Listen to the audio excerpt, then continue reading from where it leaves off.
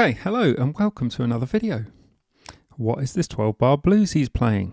He normally plays techno and all sorts of stuff on his modular, but out pops some 12-bar blues. So yeah, just having a little bit of fun there. I wanted to do a demo today on the Dixie. Now, it was going to be a patch from scratch, but I came across this setup and I've got a few different things that I've set up. So I want to show you how I've got the most out of the Dixie today. And also the way that I've got it set up so that it's playable. So I've got a few things saved in Mimetic, and I've got a few gate sequences set. And the way that this is set up, I can create rests, I can create lead, I can create bass only, or I can create both. So I'll come to that in a bit. So let's have a quick look at the setup, and then I'll jump back into it. So like I said, Dixie is the module today. I've got a bass line, which is a sine wave and a square wave going into the mum filter, and envelope VCA sync Bacina, which is going out to the right channel of the effects unit. And then got a triangle wave as our lead, which is going through the Javelin envelope VCA and carbon filter, which then again is going into the left channel of the effects unit. All the modulation is coming from Mimetic as usual, with a little bit from Klep. And pitch modulation is coming on channel 4 here, again, which I'll explain why it's on channel 4. It's always on channel 4. Going into U scale, which is giving me my scales, and then that is doing 1 volt per octave to the Dixie. So let's start with a breakdown of how all the sounds are layered. So we'll start with the bass, and then we will bring in the lead afterwards. So I've set the lead to maximum so that we can't hear it. And let's just start the bass line. Okay, so let's just break this down. So let's take out the square wave. So the square wave is here. Let's take that out. Take out the modulation points. So we've got a sine wave underneath. We have our square wave here. You can hear that square wave is actually, there's too much coming through. Now the mum filter doesn't, even though I'm at the minimum setting here, it's a low pass filter, it still allows quite a lot through. So what I've got is a modulation point coming from Mimetic, and I can modulate this VCA input, and the attenuation point, if you can see, is set to the negative. So this will duck the square, which just takes the edge off it. We've also got modulation coming from Klep for the main. So that's giving us all of our variation in our bass line. Right, let's bring in the lead now. So it's a bandpass filter. It's a triangle wave. Now the reason I've used the triangle wave, if we bring it in, I've got the resonance up quite high, which just adds something to that triangle wave. If we were to go for something like a saw wave or something, like here, if we move over here, it's going to be too much. There'll be too much, so much coming through. I don't want that much. And the triangle wave is just a bit more subtle. So let's just stick with the triangle wave.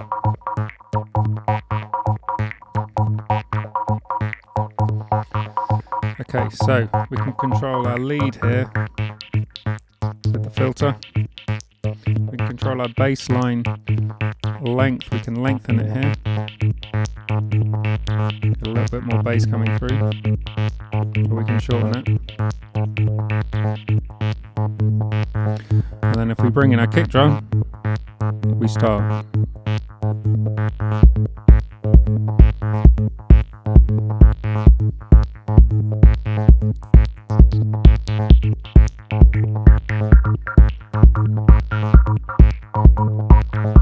Now we can play our blues.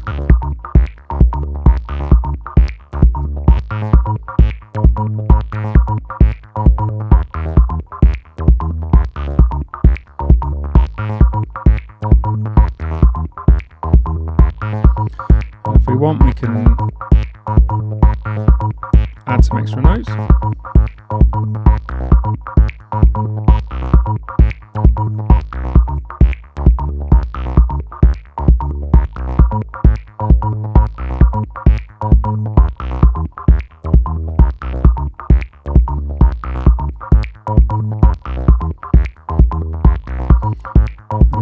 some effects.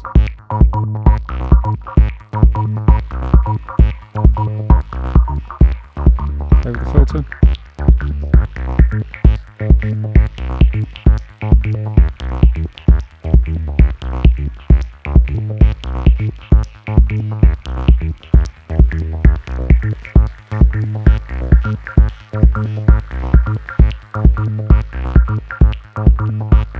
Okay, that's just a bit of fun. Right, let's stop there. Let's move on to something different. So I'm going to load a different pattern up, and I'm going to create a little bit more of a pentatonic scale here. And just show you how I've got this set up so that I can play. So let's take our effects down again and start. Ooh, that sounds good actually. I might need to go up an octave. Although I do like that. I don't know how well that will come through on YouTube, so let's go up a little bit. Right. Let's bring in our drums.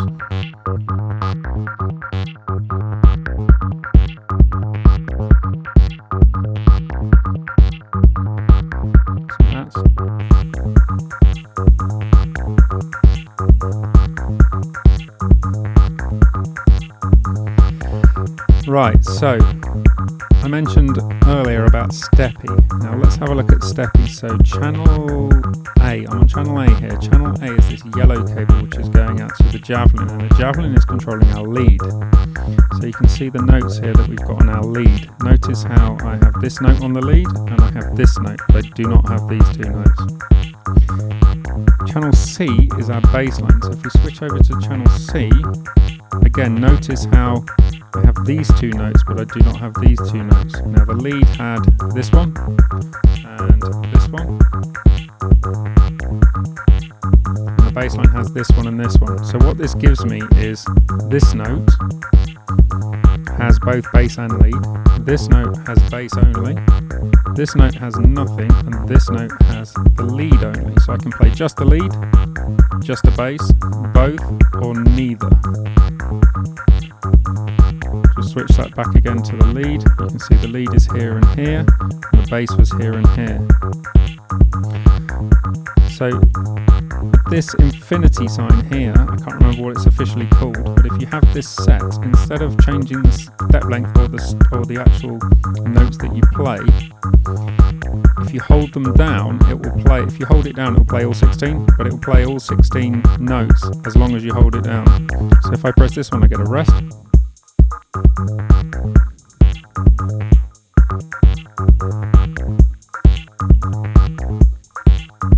Press this one, I get bass only.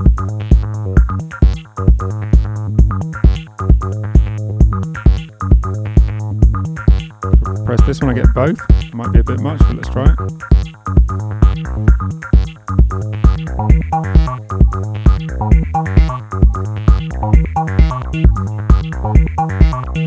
If I press this one, I just get the lead. So let's try and play around with this.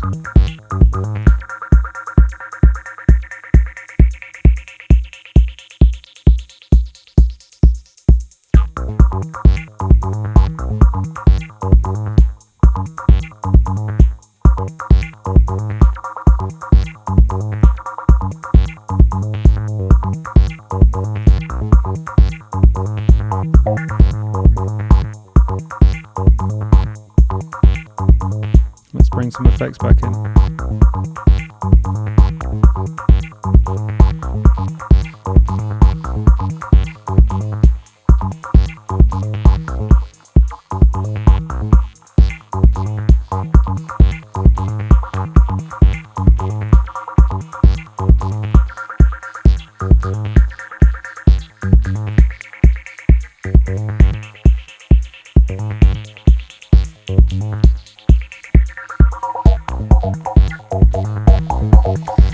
Playing around with steppy a bit.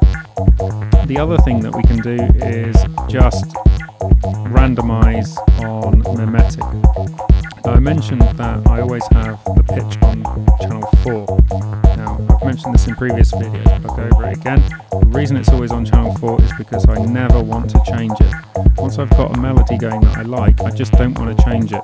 And if I do want to change it, I certainly don't want to change it across the entire voltage range, because it will give me, I think, 6 or 8 octaves, and you do not want 4 notes going over 6 or 8 octaves.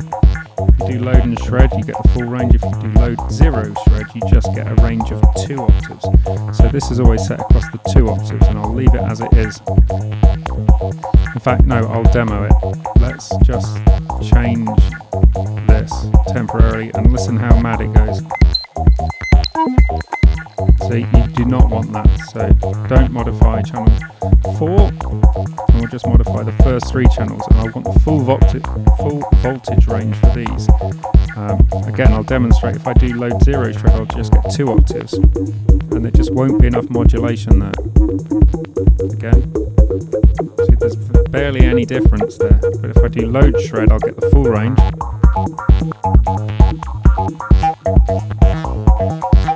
So we get a lot of modulation coming through. It totally changes the sound without affecting the pitch. Just shred that a couple of times. That one sounds quite good.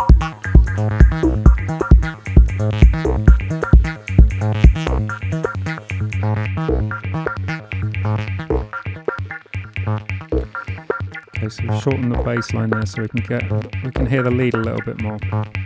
Now another thing that we can do is we can use the range on Javelin here.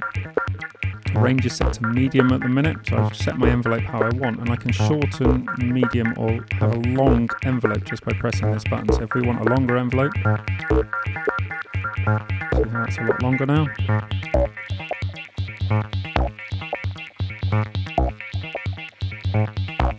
And if I want to go to something very plucky, we can go to a very short envelope.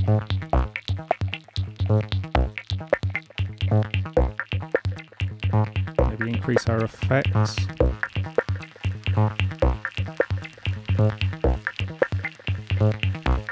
Just lengthen the bass a bit. Maybe that's too much. Drums.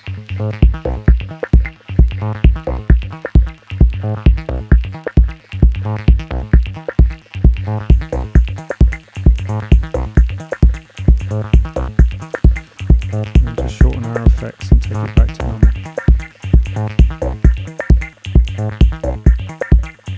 Another thing we can do, let's just take out the lead. So on the bass line here, I've got a slope on. If we want to go a bit smoother on the bass line, we just take the slope off.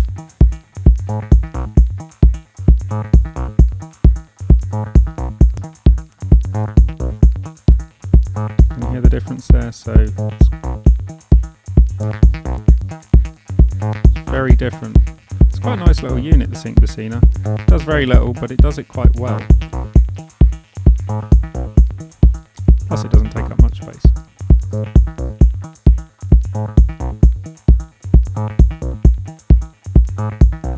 Let's bring the lead back in.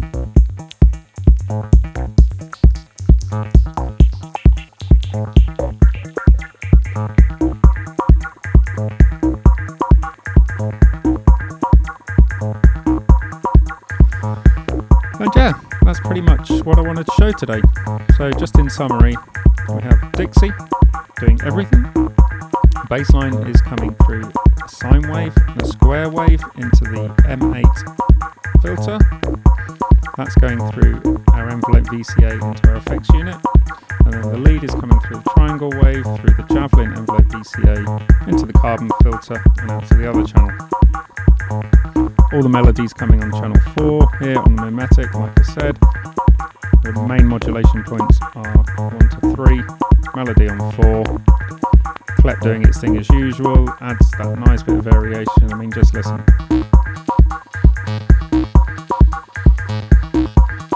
And bring it back in. If you're interested, the clep is modulating the frequency of the filter over 5 steps, but it's also sending a ping to the filter. So to demonstrate that, let's take that ping out. If we put that back in, you should just hear this slight laser come through.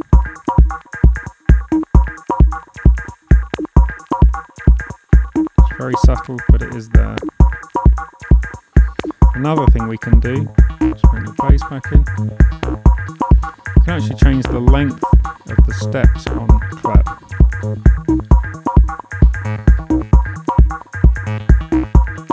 You hear that that's just very subtly changed things because it's changed the way that the filter's opening, and we're getting fewer pings on the filter as well.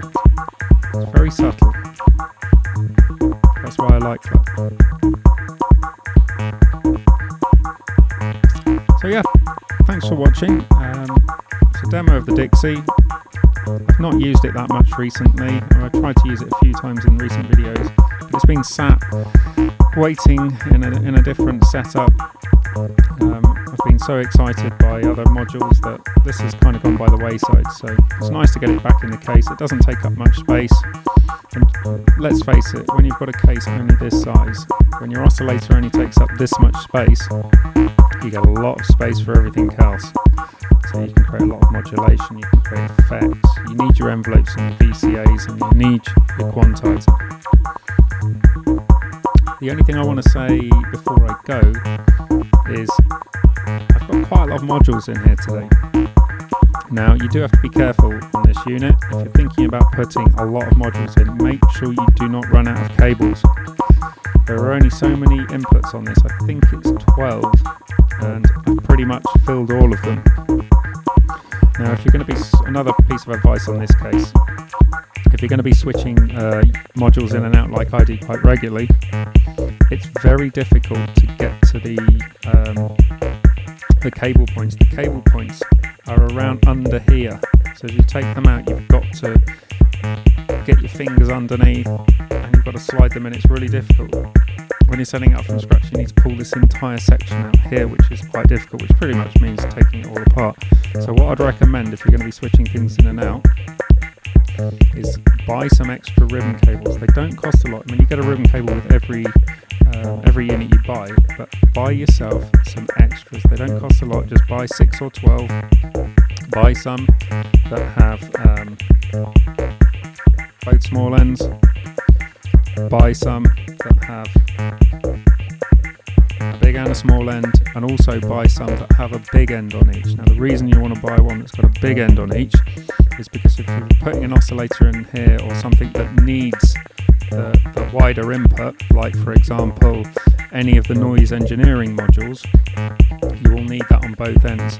So I would say fill every single ribbon input that you've got. This is quite a long cable. I would generally say if you're going to fill it with extra ones, there's not much space in there, so get these shorter ones. And even if you're not using them, they are there, and you don't have to worry about taking the whole thing apart. You can just plug in whatever you want, and it takes the fiddliness out of it. I've got quite big hands, I'm not very dexterous, and I hate putting these cables in and out. I don't know why I didn't buy these cables a long time ago, but I got these last month and it's so much easier. Okay, so thanks for watching. I've kind of gone on a bit longer than I wanted to, but I hope you enjoyed this, and thanks for watching. Okay.